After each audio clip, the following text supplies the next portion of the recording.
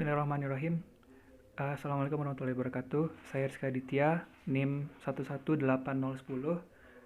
Izin Bu mengumpulkan uh, tugas hari ini yaitu mengenai talak. Pertama, saya akan membacakan naskah kitabnya beserta harokatnya. Bismillahirrahmanirrahim. Qala al-musannifu rahimahullahu. Kitabut talaqi huwa lughatan halul wathaqi mushtaqqun minal itlaqi wa huwal irsalu wat tarku wa fulanun talqul yadaini bil khairi ay kathirul badli wal irsalu lahuma bidzalika wa fi syar'i halu uqdatin tazwiji qala imamul haramaini huwa lafzun jahiliyun waradal islamu bitaqririhi. Al-Hadits an Ibni Umar radhiyallahu anhuma qala Rasulullah sallallahu alaihi wasallam abghadul halali ila Allah talaqu rawahu Abu Dawud. Al-haditsu fihi dalilun ala anna fil halali asya'a mabghudatan ila Allah ta'ala wa anna abghadaha talaqu fayakunu majazan an kaunihi la thawaba fihi wala qurbatan fi fi'lihi wala qurbata fi fi'lihi wa mathala ba'dul ulama'i al-mabghudha min al-halali bis salatil maktubati fi ghairil masjidi li ghairi udhrin wal hadithu dalilun ala annahu yahsunu tajannubu iqa'it talaqi ma wajada anhu manduhatan wa qad qassama ba'dul ulama'i at-talaqa ila al-ahkamil khamsati fal haramut talaqul bid'iyyu wal makruhul waqi'u bighairi sababin ma'a istiqamatil hali wa hadha huwal qismul mabghudu ma'a hillihi. Selanjutnya arti dari naskah ini. Kitab tentang talak. Menurut bahasa, artinya adalah melepaskan ikatan yang berasal dari lafaz al-itlaqu, dan ini berarti melepaskan dan meninggalkan. Dalam sebuah kalimat yaitu fulanut talqul yadaini bil khairi, artinya fulan banyak sering mengulurkan kedua tangannya untuk kebaikan. Menurut syara, talak artinya adalah melepaskan ikatan pernikahan.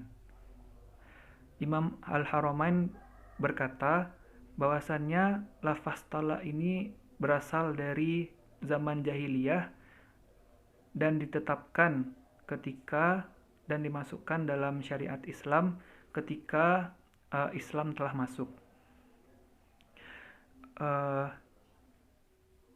Hadisnya dari Ibnu Umar radhiyallahu anhu berkata, Rasulullah shallallahu alaihi wasallam bersabda, hal yang paling dibenci oleh Allah Subhanahu wa taala adalah talak. Hadis riwayat Abu Dawud. Hadis ini menjelaskan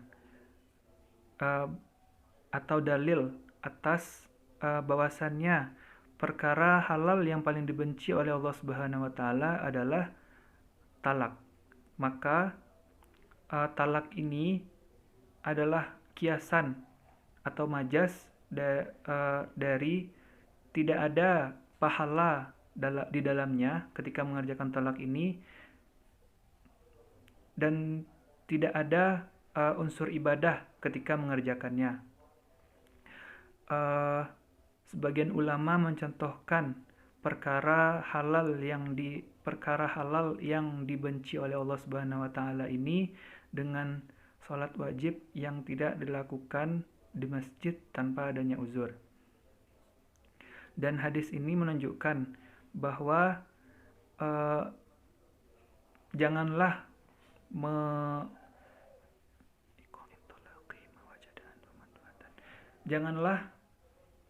melontarkan talak jika tidak ada unsur-unsur syariat atau alasan-alasan yang syar'i. Janganlah melontarkan talak jika tidak ada unsur-unsur yang syar'i atau faktor-faktor yang syar'i. Wa qad qassama ba'dul ulama, dan para ulama telah membagi hukum talak ini kepada 5 hukum. Maka hukum yang pertama yaitu hukum talak itu haram ketika talak bid'i atau talak bid'ah, dan makruh ketika talak ini dilontarkan jika tidak ada sebab ketika melontarkannya itu. Dan talak ini adalah perkara halal yang paling dibenci oleh Allah Subhanahu wa taala. Jadi teks ini atau naskah ini menjelaskan mengenai pengertian talak yang berarti melepaskan ikatan pernikahan, dan di dalamnya, dan ini adalah perkara yang paling perkara halal yang dibenci oleh Allah Subhanahu wa taala yang telah dijelaskan oleh oleh Ibnu Umar di dalam hadisnya yang telah dibacakan tadi, yang diriwayatkan oleh Abu Dawud. Dan hadis ini juga menunjukkan bahwa jika perkara talak ini dikerjakan, maka tidak ada unsur ibadah di dalamnya dan tidak ada pahala di dalamnya, seperti mengerjakan salat jamaah, tidak berjamaah tanpa ada uzur. Dan hadis ini juga menunjukkan bahwa janganlah menjatuhkan talak jika tidak ada faktor-faktor yang menyebabkan harus terjadinya talak. Dan talak ini ulama telah membaginya kepada lima hukum. Di dalam kitab ini dijelaskan ada 2 hukum, yaitu haram talak bid'i dan haram talak yang dijatuhkan dan makruh talak yang dijatuhkan tanpa ada sebab.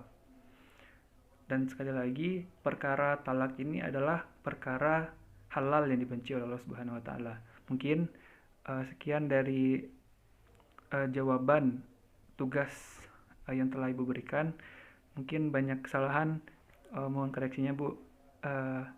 Mungkin sekian, saya Rizky Aditya. Terima kasih Bu. Assalamualaikum warahmatullahi wabarakatuh.